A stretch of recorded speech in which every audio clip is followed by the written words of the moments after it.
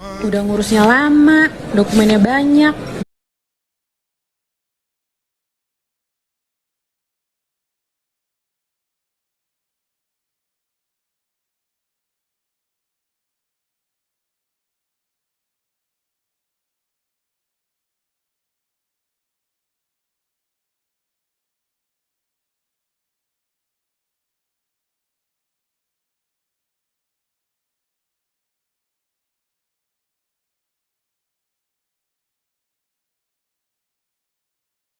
RI. Iya, halo RRI. Anda bisa sampaikan semua keluhan, masalah, atau informasi melalui SMS, WhatsApp, dan media sosial secara langsung. Setiap hari Senin dan Jumat pukul 9 sampai 10 waktu Indonesia setempat. Suarakan masalah Anda dan temukan solusinya bersama Halo RRI. Halo RRI.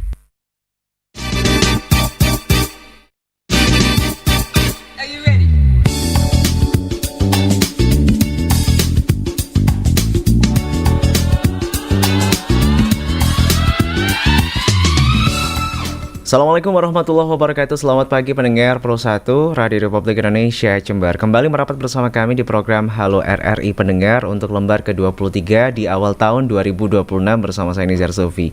Pendengar, seperti biasa pagi hari ini kita mengudara 2 kali dalam sepekan dan kita menyoroti berbagai hal, fenomena termasuk juga kejadian yang ada di sekitar kita. Pendengar, laporkan aduan Anda kepada tim Halo RRI Pendengar Pro 1 di 081130409111 pendengar.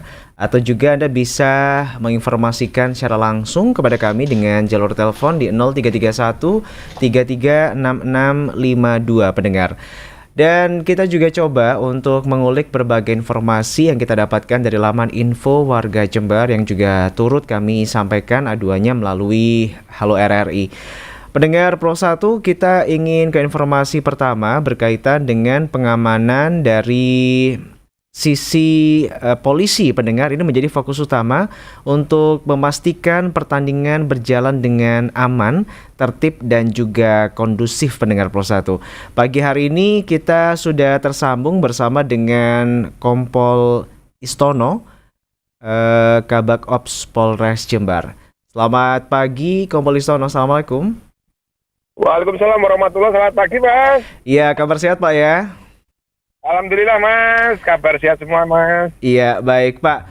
Untuk pertandingan siang hari ini Pak, sudah disiapkan berapa personel untuk pengamanan Pak? Baik, terima kasih para pendengar setia Radio RRI yang luar biasa. Jadi untuk pelayanan kegiatan babak Liga 4 Piala Gubernur Jawa Timur tahun 2025-2026, kebetulan hari ini sudah memasuki 16 besar, yang mana nanti akan bertanding tim kebanggaan kita juga dari Persib Jember, akan bertanding nanti di 2 tempat, Mas, karena di venue Jember ini di hari ini ada 2 tempat, yaitu di Stadion GSG Jember dan di Stadion Noto Hadinegoro Patrang Jember, di mana dalam kesiapan pengamanan kami sudah menyiapkan 2 SST, 2 SSK, Mas. 2 SSK itu setingkat 200 personil Polri yang akan mengamankan jalannya pertandingan di 2 tempat itu. Yang mana CB-CB itu cara bertindak langkah-langkah kami selalu koordinasi dengan Ketua Panitia Pelaksana Panpel Liga 4, di mana mulai dari titik pemberangkatan tim dari penginapan, dari base camp-nya menuju ke venue pertandingan kita kawal. Demikian juga kepulangannya untuk mengantisipasi hal-hal yang tidak kita inginkan, walaupun peraturan dari provinsi tidak ada penonton. Nah, sehingga kami antisipasi yang di jalur. Dan kesiapan itu tentunya kami selaku petugas keamanan Polri hanya sesuai dengan tupoksinya di ring 3, di mana ring 1 dan ring 2 yaitu pengamanan internal dari panitia pelaksana, yaitu dari Pewot, kru dan lain sebagainya. Demikian Mas kira-kira.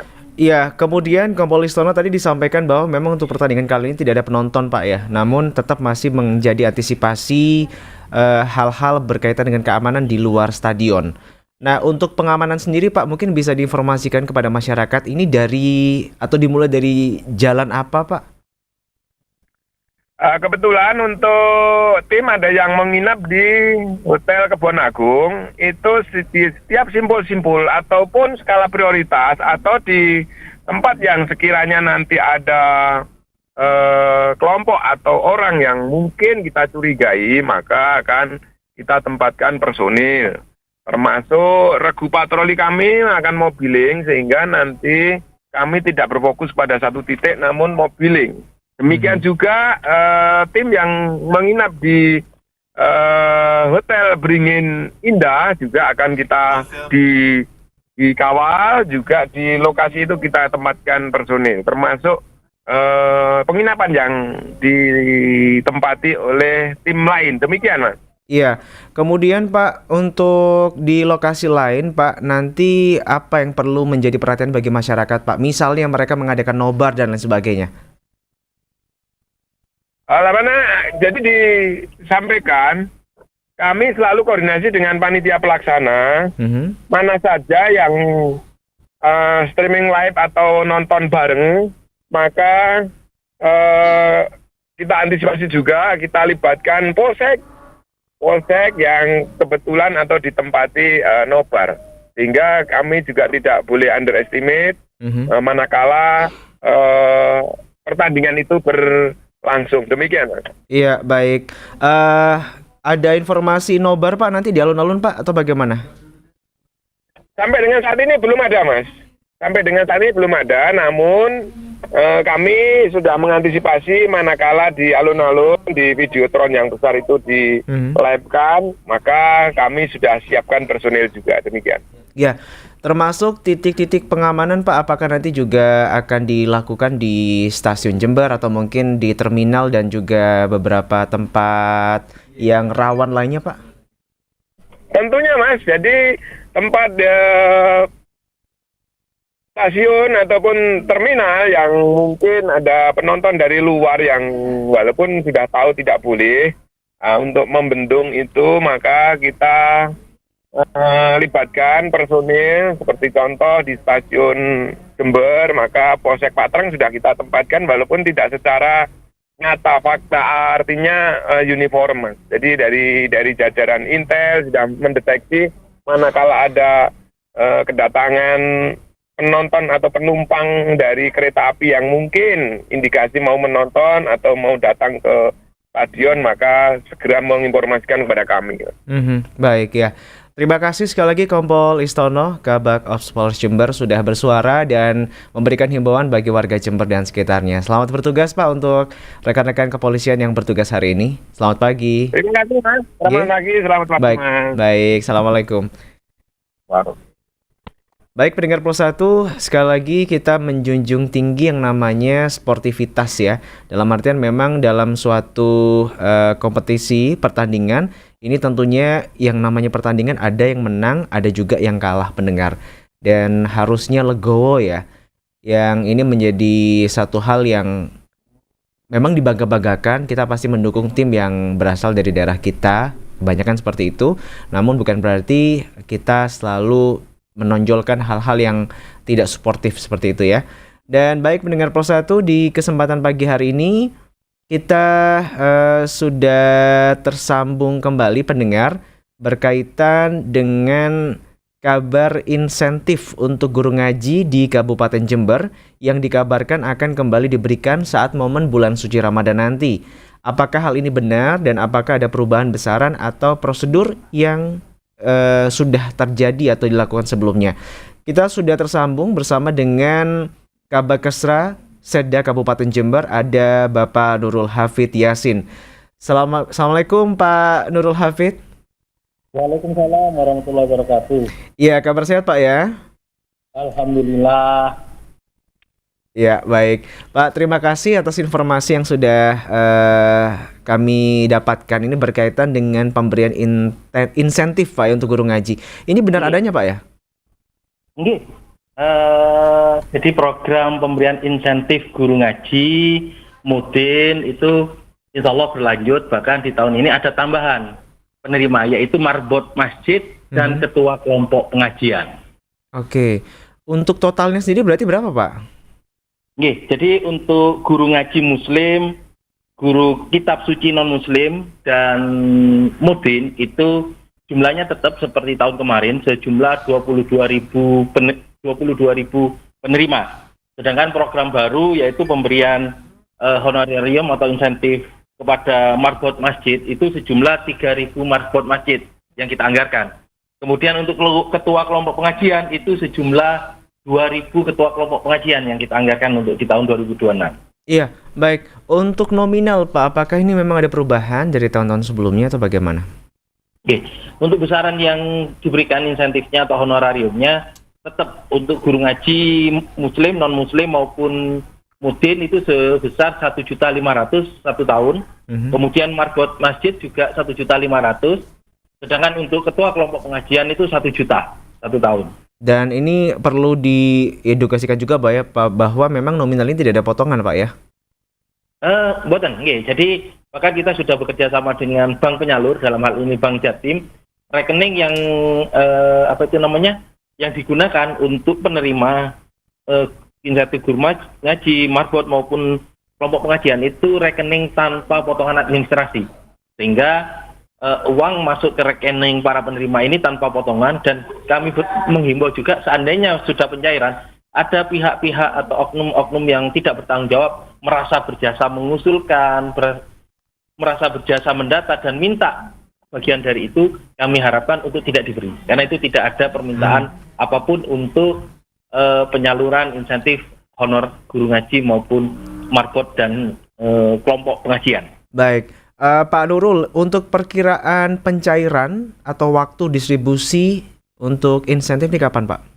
Nggih, ini kan salah satu program prioritas Gus Bupati dalam rangka penghormatan kepada guru ngaji dan juga marbot maupun kepada ketua kelompok pengajian. Saat ini kami sudah merampungkan Juknis karena adanya 2 tambahan program ini. Kami susun Juknis sekaligus permintaan untuk memverifikasi ulang penerima tahun sebelumnya, karena kan pasti dalam pergantian tahun mungkin ada yang sudah berpindah atau seperti apa. Kita minta kepada pemerintah desa untuk memverifikasi ulang. Insya Allah dalam awal bulan Februari kami sudah menghimpun data dari pemerintah desa, usulan itu kita verifikasi, dan insya Allah di bulan puasa atau sebelum Lebaran kita sudah realisasikan untuk pencairan honorarium ini, karena memang kita sama-sama ketahui di momentum puasa atau menjelang Lebaran kebutuhan masyarakat sangat tinggi, sehingga kita akan upayakan hak-hak atau honorarium ini bisa terrealisasi sebelum Lebaran. Baik, Pak, terakhir apa yang bisa Anda himbau utamanya bagi yang akan menerima insentif tersebut, Pak, ya? Silakan. Yang pertama, terima kasih. Kami sekaligus sosialisasi, kami himbau kepada para guru ngaji, kemudian marbot maupun ketua kelompok pengajian berkomunikasi, karena kan pengusulannya di pemerintah desa. Jadi berkomunikasi, menyampaikan di saat ada pendataan guru ngaji maupun marbot maupun kelompok pengajian, sehingga nanti mereka dapat terusulkan dan dapat menerima haknya. Itu yang pertama. Yang kedua, pemerintah Kabupaten Jember menyampaikan banyak terima kasih atas pengabdian khususnya pada guru ngaji maupun marbot dan kelompok pengajian yang telah memberikan hal-hal positif di tengah masyarakat. Guru ngaji memberikan pengetahuan keagamaan, khususnya ilmu mengaji pada generasi-generasi kita. Marbot masjid juga memfasilitasi kegiatan keagamaan di masjid maupun kelompok-kelompok pengajian yang menjadi wadah positif bagi ibu-ibu di wilayah-wilayah di bidang keagamaan. Baik, kami sampaikan terima kasih Pak Nurul telah memberikan informasi sekaligus konfirmasi dan edukasi ya bagi calon penerima kebermanfaatan dari program ini, Pak. Semoga program ini benar-benar menjadi hal yang bisa dimanfaatkan dengan baik, sekaligus penyemangat ya bagi para guru ngaji dan penerima manfaat lainnya. Terima kasih, Pak. Selamat pagi. Assalamualaikum. Waalaikumsalam warahmatullahi wabarakatuh. Pendengar, kita akan kembali setelah yang satu ini. Tetap bersama kami di Halo RRI.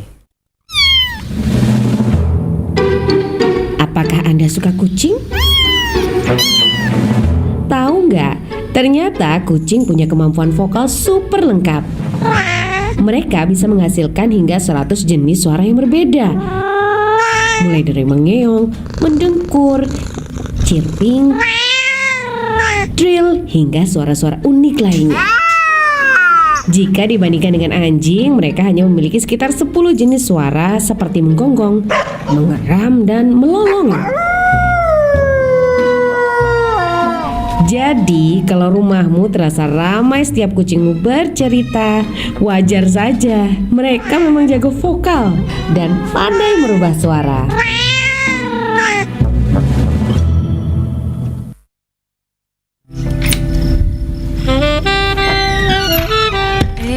Suamiku udah pulang. Kamu udah makan? Kamu nanya, kamu bertanya-tanya. Ente kadang-kadang ente ya. Loh, kok gitu? Bagaimana kalau jawabannya diubah? Belum nih. Kamu masakin nasi goreng kesukaan aku ya. Kak, Raihan pergi dulu ya. Begitu sulit, lupakan Rehan. Apalagi Rehan baik. Kok jadi lagu? Harusnya. Iya dek, hati-hati di jalan ya. Pengaruh media sosial memang tak terelakkan lagi, tapi jangan sampai membuat kita jadi generasi alay ya.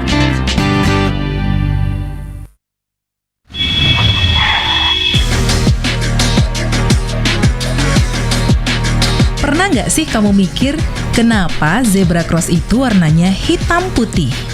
Ternyata nih, warna hitam putih itu dipilih karena super kontras. Jadi gampang banget kelihatan dari jauh, siang ataupun malam. Garis putihnya bisa mantulin cahaya lampu kendaraan, sementara latar hitamnya makin bikin pola belangnya stand out. Dan yap, karena mirip belang zebra, makanya dinamain zebra cross. Lucu ya, tapi fungsinya serius buat ngingetin pengendara supaya melambat dan bantu pejalan kaki nyebrang dengan aman. Jadi, lain kali kalau kamu lihat zebra cross, jangan cuma lihat motifnya, ingat juga pesan penting di balik belangnya.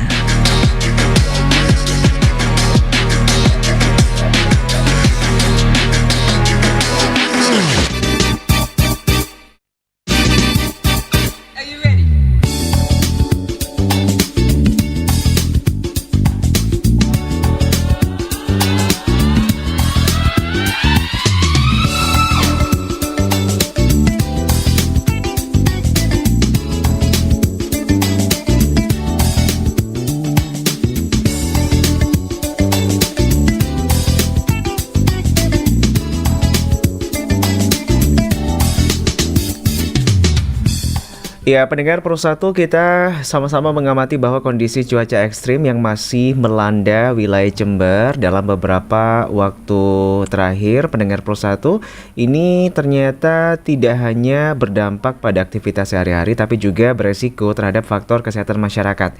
Kira-kira hal apa saja pendengar yang perlu kita perhatikan bersama untuk menjaga kesehatan di tengah cuaca yang terbilang cukup ekstrim saat ini?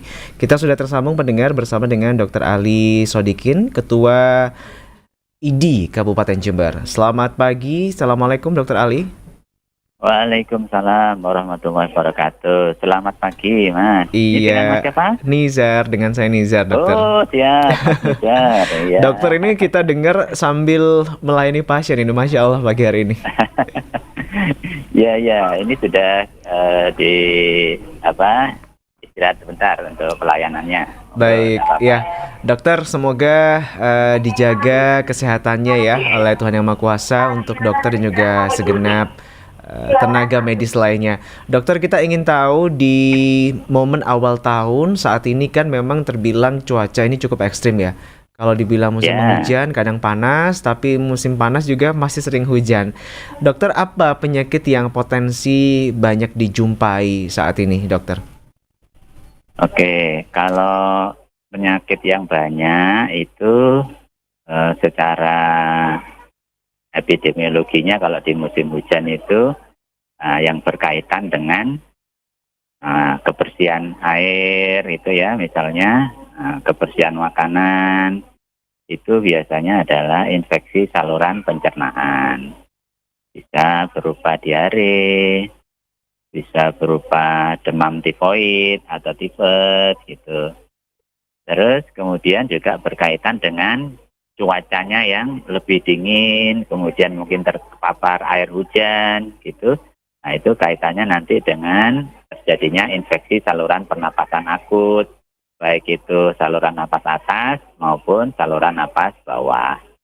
Secara umum begitu. Kemudian juga adanya air yang nyembong di sekitar lingkungan, itu ada potensi jentik-jentik nyamuk Aedes aegypti bertelur di situ. Nah, itu nanti akan meningkatkan populasi nyamuk Aedes aegypti yang bisa membawa virus dengue.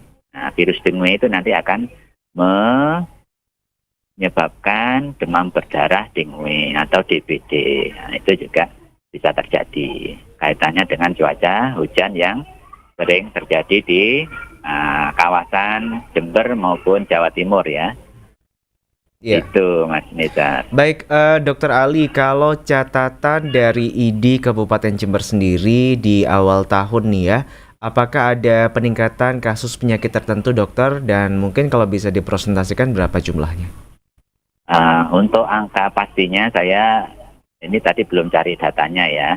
Tapi kalau kita merawat, baik itu dirawat jalan maupun dirawat inap, yang sering yaitu tadi ada diare, infeksi saluran pencernaan, kemudian batuk pilek, ispa ya. Kalau yang atas itu ya ispa biasa.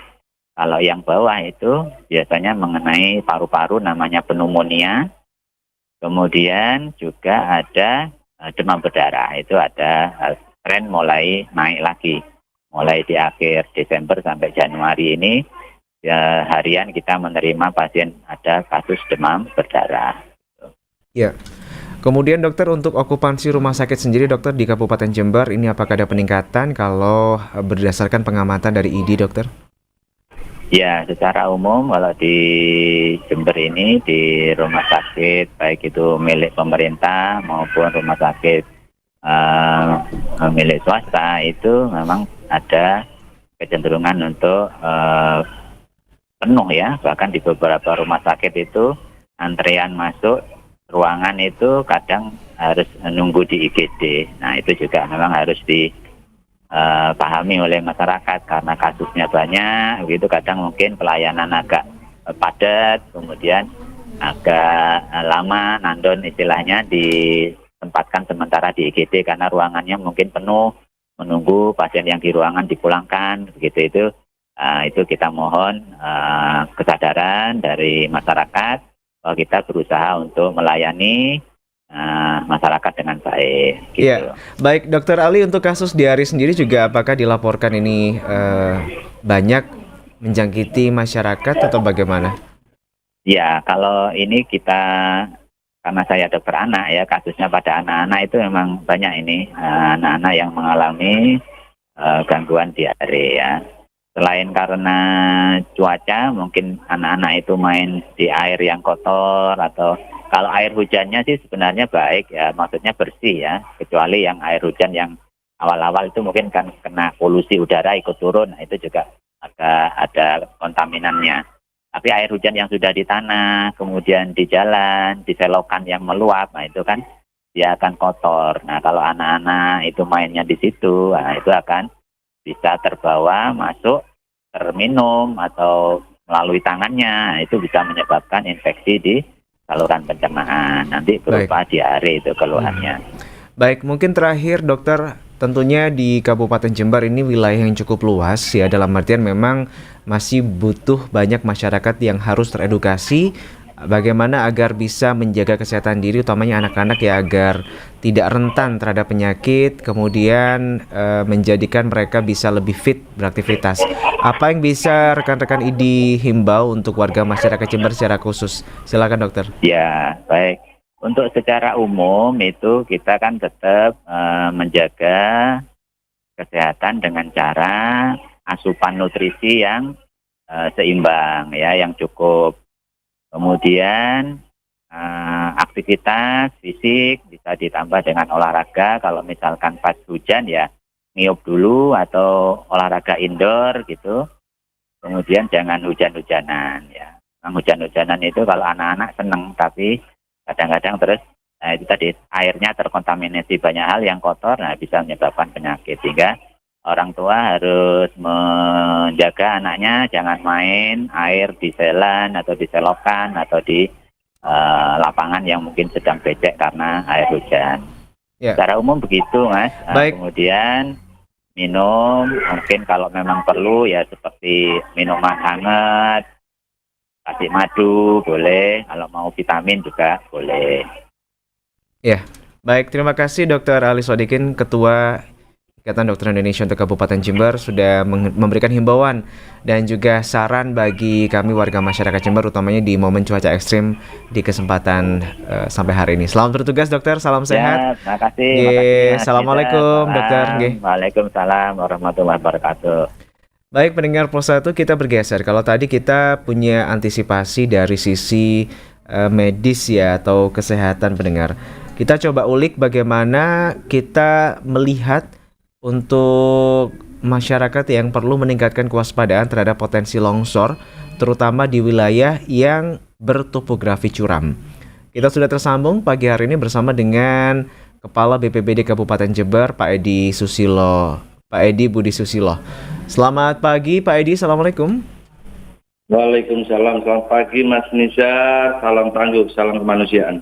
Baik, pagi hari ini Pak Edi, teman-teman yang bertugas di lapangan gimana kondisinya, sehat Pak? Alhamdulillah, tim reaksi cepat kita, baik Regu A maupun Regu B, yang bergiliran setiap hari melaksanakan pelayanan terkait dengan kemungkinan datangnya bahaya dari kebencanaan. Alhamdulillah semuanya sehat walafiat. Baik, alhamdulillah Pak Edi. Pak, kita tahu Jember sebelumnya juga sempat disapa musibah Pak ya, berkaitan dengan banjir, kemudian juga tidak sedikit beberapa wilayah mengalami longsor dan sebagainya. Apakah ada catatan BPBD Pak untuk awal tahun 2026 ini Pak? Iya, tentu saja sesuai dengan data dari BMKG sampai dengan 31 Januari nanti bisa dikatakan curah hujan relatif masih cukup tinggi. Oleh karena itu dampaknya sudah terasa dalam 2 pekan terakhir, adanya pohon tumbang, adanya banjir genangan maupun banjir langsung dari daerah aliran sungai, maupun longsor ya, longsor di beberapa tempat juga terjadi. Yang terakhir kemarin longsor yang tidak kita duga di BSG, pagar BSG longsor hampir 20 meter, sehingga tentu saja kewaspadaan untuk semuanya saya rasa harus ditingkatkan ini.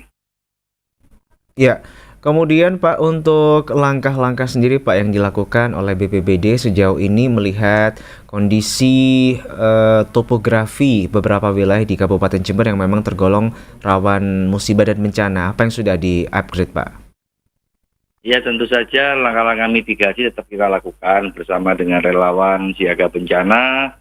Saya mencoba dalam 2 minggu terakhir ini berkonsolidasi dengan beberapa relawan yang selama ini concern terhadap persoalan kemanusiaan dalam kebencanaan ini.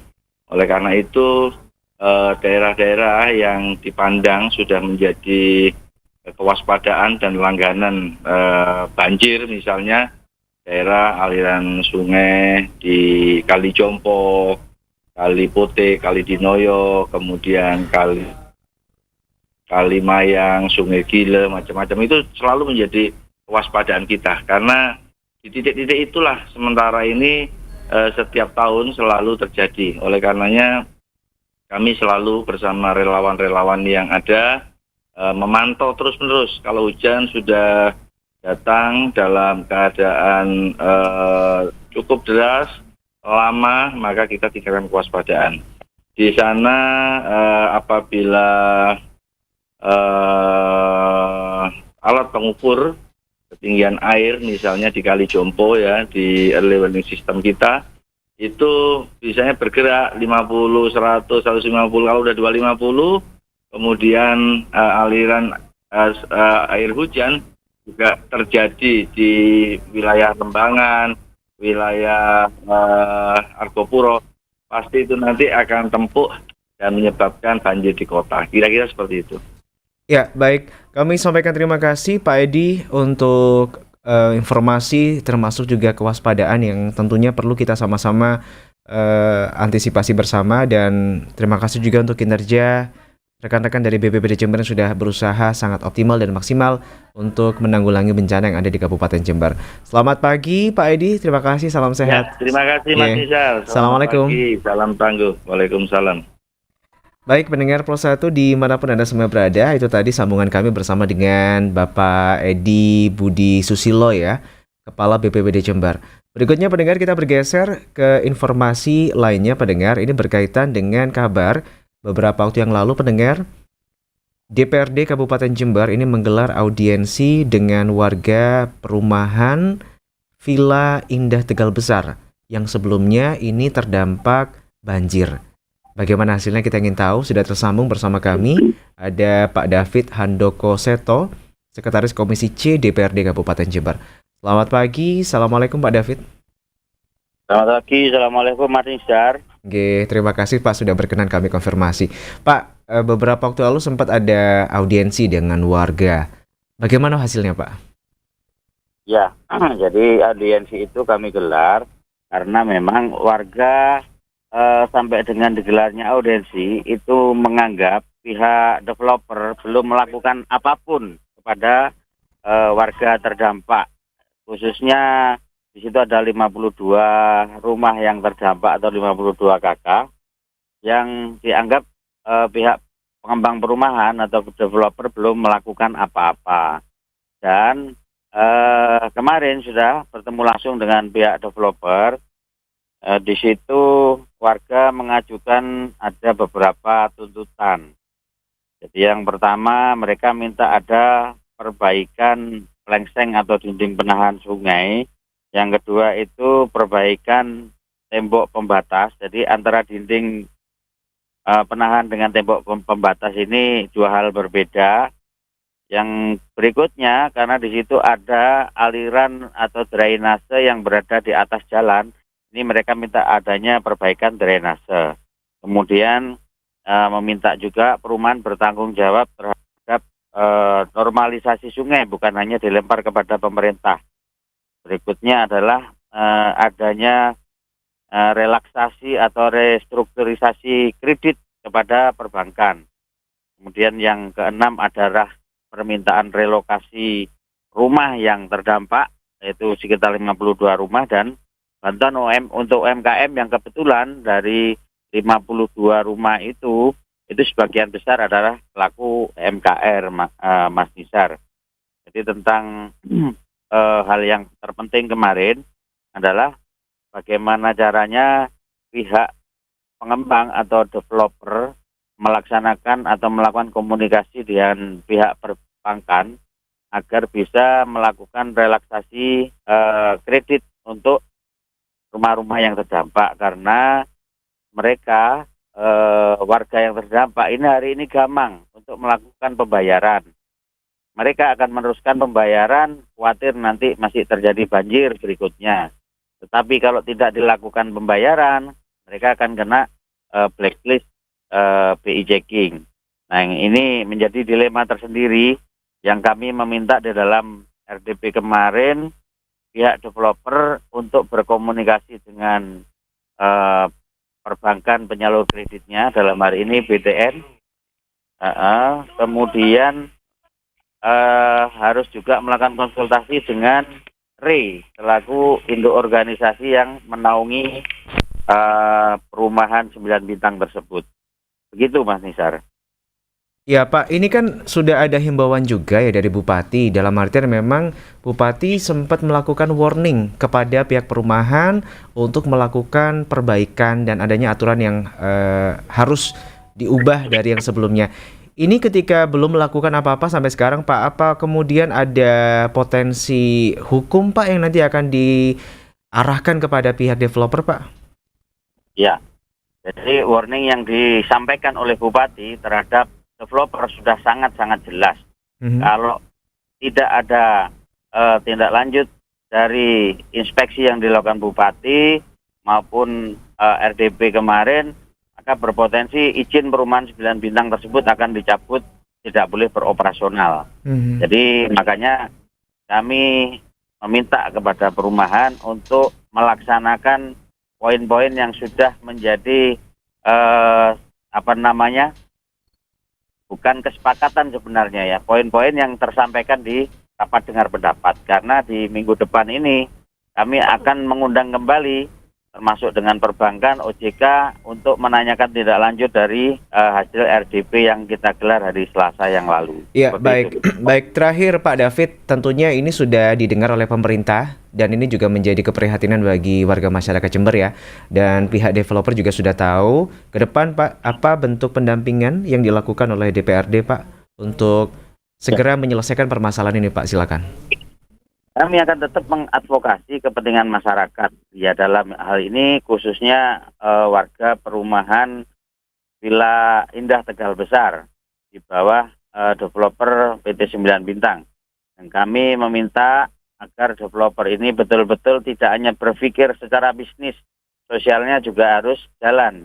Nantinya ketika ada persoalan yang salah satu penyebabnya ini juga menjadi bagian yang disebabkan oleh adanya pembangunan perumahan itu sendiri, ini perumahan harus bertanggung jawab, tidak dilempar kepada pemerintah atau apalagi menyalahkan alam, seperti itu Mas. Kami minta, jadi kalau memang tidak dilaksanakan, kami minta akan kepada Bupati nanti cabut izinnya dan dilarang operasional, yang itu juga menjadi sanksi tegas administratif yang bahwa Pemkab itu ada, bahwa Bupati dihargai, DPRD dihargai, seperti itu Mas Nisar. Baik, terima kasih Pak David Handoko Seto, Sekretaris Komisi C DPRD Jember, telah melakukan pengawalan, kemudian juga bantuan Pak ya untuk meminimalisir musibah ini semakin meluas. Karena kita tahu sampai saat ini juga masih masuk musim penghujan dan termasuk ekstrim juga Pak ya. Jadi harus segera diselesaikan. Baik, terima kasih Pak. Gimana Pak? Himbauan Mas Nisar kepada developer yang lain yang belum melaksanakan kegiatan pembangunan agar berhati-hati melaksanakan kegiatan pembangunan di sepadan sungai. Ya. Karena itu akan berdampak jangka panjangnya nanti untuk masyarakat yang menempati sekitar areal tersebut. Seperti itu, Mas. Baik, Pak David, terima kasih atas waktunya untuk Halo RRI pagi hari ini. Kita akan coba konfirmasi Pak ya untuk kabar berikutnya agar tidak terjadi keluasan dalam artian korban yang lebih banyak lagi Pak ya. Terima kasih, selamat pagi Pak. Assalamualaikum. Selamat pagi Mas Nisar. Waalaikumsalam. Baik pendengar Pro 1, dan kita juga mungkin nanti butuh informasi juga ya dari warga yang tinggal di perumahan tersebut pendengar untuk turut melaporkan kepada kami Halo RRI berkaitan dengan bagaimana update yang sudah dilakukan oleh pihak developer atau pengembang perumahan pendengar di kawasan perumahan Villa Indah Tegal Besar Jember ya. Kemudian pendengar Pro 1 kita bergeser. Berikutnya pendengar, ini berkaitan dengan momen yang mungkin terbilang bersejarah ya dalam sisi olahraga di Kabupaten Jember. Hari ini Jumat tanggal 23 Januari 2026, Persib Jember ini akan menghadapi Perseba di Stadion Jember Sport Garden atau JSG. Dan pertandingan ini pendengar diprediksi menyedot antusiasme yang cukup tinggi bagi warga masyarakat. Sehingga kesiapan dan juga persiapan serta momen pengamanan ini sangat penting untuk menjadi perhatian utama. Bagaimana persiapan dan juga pengamanannya pendengar, kami sudah tersambung bersama dengan Ketua Yayasan Persib Jember, ada Pak Ardi Pujo Prabowo. Mereka juga sebagai panitia pelaksana ya. Selamat pagi Pak Ardi. Assalamualaikum, salam olahraga. Selamat pagi Mas Isa. Mas Isa ya? Betul, Mas Nizar, Pak. Assalamualaikum warahmatullahi wabarakatuh. Salam olahraga. Baik, kabar sehat. Suara hati. Kabar sehat, Pak ya? Alhamdulillah sehat, Mas. Baik. Sehat. Gimana nih, teman-teman hari ini akan punya gawe, dalam artian juga ada pertandingan yang terbilang cukup besar. Persiapan dari Yayasan Persib Jember sendiri seperti apa, Pak, untuk pertandingan hari ini? Pertama-tama kami ucapkan terima kasih atas support, dedikasi, dan dukungan masyarakat Jember khususnya terhadap cabang olahraga sepak bola. Perlu kami sampaikan bahwa Persid hari ini Persid sudah mengunci untuk lolos putaran nasional dan sekaligus masuk ke babak 8 besar Piala Gubernur.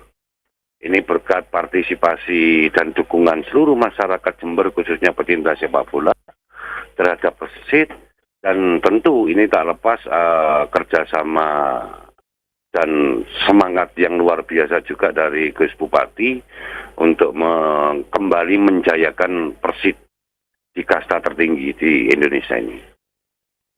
Baik Pak, kemudian Anda juga sebagai bagian dari panitia pelaksana Pak ya? Oh bukan, kami dari yayasan. Oh dari yayasan? Panpelnya ada sendiri. Kami dari yayasan yang fokus terhadap permainan Persid. Oke, baik. Anak-anak dan manajemen.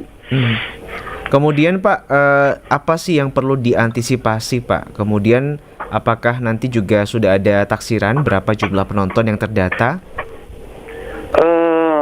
Perlu kami sampaikan, yang pertama yang kami sampaikan bahwa permohonan maaf kami atas nama yayasan, manajemen, pelatih dan pemain bahwa supporter belum bisa mendampingi kami di stadion, Mas. Kami masih mendapatkan sanksi dari Komisi Disiplin PSSI Jawa Timur 2 pertandingan yang termasuk di pertandingan hari Rabu kemarin dan hari ini belum bisa didampingi supporter karena memang sanksi dari Komisi Disiplin. Tapi jangan khawatir, seluruh masyarakat Jember bisa nonton langsung di alun-alun kebanggaan kita. Di alun-alun Jember itu yang nonton bareng nanti pukul 12.00. Tadi kita juga sempat konfirmasi Pak ke bagian kepolisian ya. Ini belum terinfo Pak. Apakah sudah ada komunikasi Pak? Kalau ada nobar? Nanti coba kami akan minta tolong Diskominfo ya untuk membantu dan dari Polres untuk membantu anuan ke kami. Kami nanti coba akan mengkonfirmasi itu. Karena yang punya gawe ini kan bukan kami, Mas. Yang punya kami adalah Diskominfo memiliki niat baik untuk membantu semangat anak-anak yang sedang bertanding melalui nobar di alun-alun. Baik Pak, kemudian apakah ada teknis nanti Pak untuk nobar di alun-alun Kota Jember sendiri? Kemudian apa ada himbauan sendiri Pak dari Pak Ardi bagi warga masyarakat yang akan menanti menonton nobar di layar besar kebanggaan Kabupaten Jember? Tentu kami sangat mengharapkan kondusivitas. Kami Persid akan bermain all out, Persid akan berjuang sampai akhir. Persid akan mengambil poin penuh di pertandingan terakhir ini, menunjukkan bahwa Persid itu bangkit untuk Jember baru, Jember maju. Maka dari insiden yang kemarin, yang dilakukan oleh oknum yang tidak bertanggung jawab, kami atas nama yayasan, manajemen, dan pelatih serta pemain meminta permohonan maaf. Dan itu sangat berdampak sekali sebetulnya terhadap kami. Baik itu sanksi Komdis maupun dukungan langsung terhadap kami di stadion. Maka kami berharap di era sepak bola modern ini, supporter juga berpikir lebih dewasa lagi untuk bisa menjaga kondusivitas, menjaga juga nama baik Persid, menjaga nama baik kabupaten.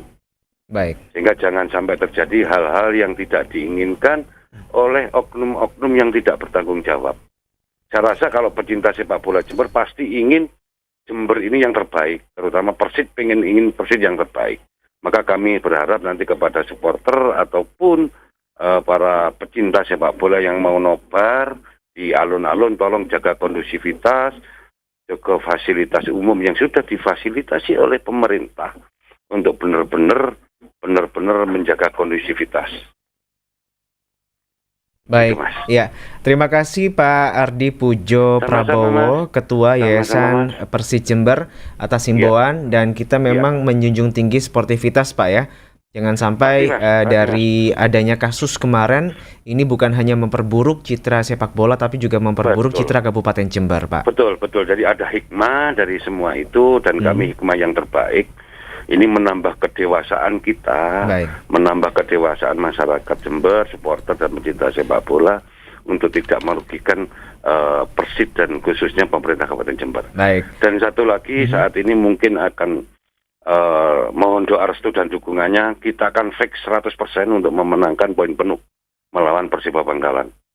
Mohon Mas Isa, mohon bisa nanti support dan doanya untuk anak-anak kami, anak-anak kita semua yang akan bertanding sore ini. Kami akan fight ambil poin penuh. Baik ya. Titip anak-anak Jember Pak ya berarti ya. Siap. Ya, terima kasih. Terbaik kita. Betul. Terima kasih Pak Ardi atas waktunya untuk Halo RRI. Mohon maaf jika ada yang kurang berkenan. Baik. Mohon maaf. Salam sehat, salam olahraga Pak. Satu suara hati untuk Persib. Baik. Assalamualaikum Pak. Assalamualaikum warahmatullahi.